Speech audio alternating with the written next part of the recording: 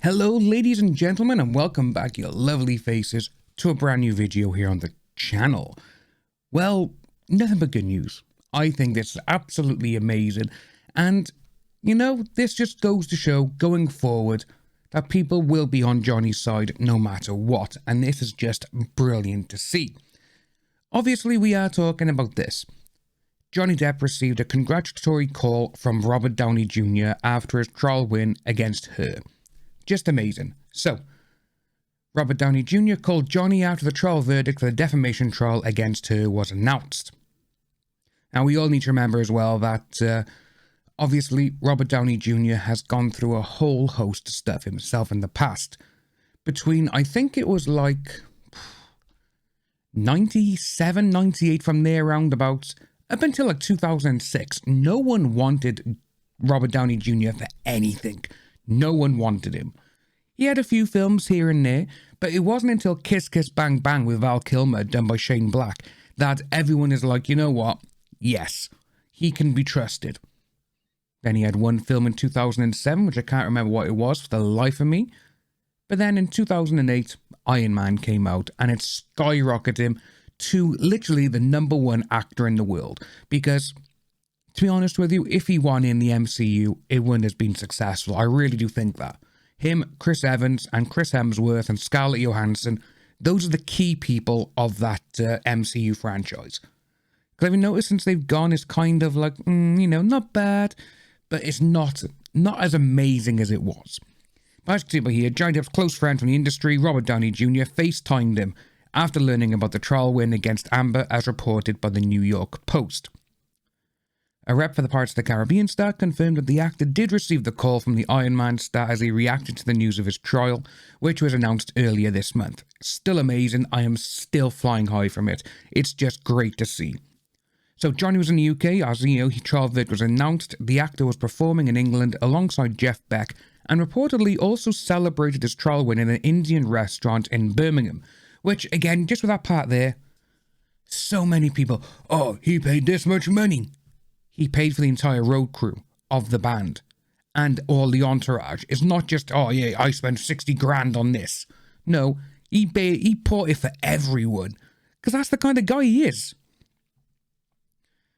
So it does go on to say that as for the exchange between Jack Sparrow and Robert Downey Jr., it's reported that Downey Jr. reacted positively to the news and said, "John, thank God it's over." Yeah, it's absolutely amazing. Excuse me. Following the trial win, Johnny shared a statement on Instagram where he thanked the jury for their decision, though the actor hasn't spoken about the verdict in any interviews yet.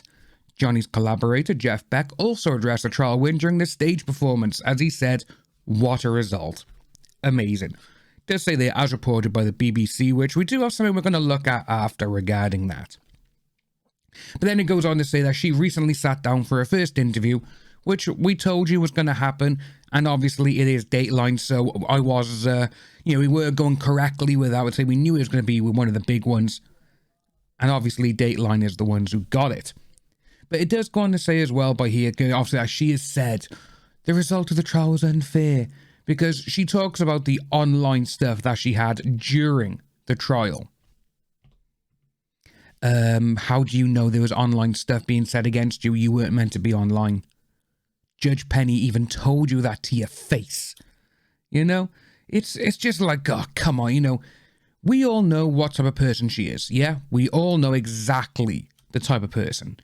She lied on the stand when her own acting coach and her own talent agent states, yeah, she can't cry when she's acting. She tried getting all the tears when she was up on the stand and nothing happened. You had Walter Amada from Warner Brothers, DC Films division. Yeah, she's rubbish. We've worked countless hours in post-production trying to make her and Jason Momoa have a connection. That is terrible, but it's also really funny. But as we were saying about the BBC now, we're going to be looking at this. BBC was hit with complaints over the coverage of the Johnny Depp and Amber Heard trial. Now, this gets really funny because the reason this is I brought this up on stream as well, because obviously here in the UK, I've been watching the things in the morning and going around into the evening. The BBC were 100% on her side. So, the BBC has been hit with complaints over its coverage of the Johnny Depp and Amber Heard trial. Pirates of the Caribbean actor won his defamation case against his ex-wife. The BBC has now revealed that some viewers took issue with its coverage, saying, "We've received complaints from audience members who feel our reporting on the verdict of the defamation trial has been biased against him." It was. 100% it was. Or we haven't provided sufficient context for the outcome, which they didn't. The broadcaster responded to complaints publicly, adding, "In a statement, we have provided detailed coverage of the trial, including the evidence brought forward and witness testimonies throughout its duration." So with that part right by there, I think it was like the second week of the trial. We were talking about it, and they were only showing little bits and bobs and little snippets of stuff out of context. And obviously that's when Johnny Depp was doing his testifying. But then, when it came to her, they were showing things at length.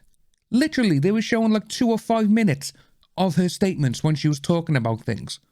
With Johnny Depp, it was like one line here, one line there. That is literally showing that you are biased against him. It does go on to say, though, that the broadcaster responded, throughout this duration, witness testimonies. When the verdict was announced, we again provided a thorough analysis of the story, No You Never, and we included a range of reactions to the verdict in our reporting. Some of these voices included fans who were outside the courtroom, spokespeople for DV charities, and the statements provided by both of them themselves. Further to this, we have also explained the wider context of the previous court case in the UK and the implications this trial could have for both of them. No, they never. But it does go on to say by here as well, so we appreciate that this has been a highly emotive issue, and there has been a significant audience interest in the outcome of this trial. However, we don't consider we have taken a view on this story at any point. We have simply reported on the facts and the reactions to it. Yeah, no you didn't. Like I said, I came online when we were doing the streams for the actual trial. The BBC were literally like, "Oh yeah, he's done this or he's done that, blah, blah, blah. This has happened." It's like, wow, that's all you've done? When it was her, it was full-on coverage. On the 503 here in the UK on Sky News, well, Sky Network. 503 is the 24-hour BBC News station. And when it was her, they were showing it literally uninterrupted. For Johnny Depp, it was snippets here, snippets there. That's all it was. And it's absolutely crazy. But we are going to look at something, though, in a video later on regarding Piers Morgan, which, well, let's just say Piers Morgan, he's gone all out against her, and it's amazing to see. If you are new to the channel, please like and subscribe, hit that notification bell for future updates, and I'll see you all very soon.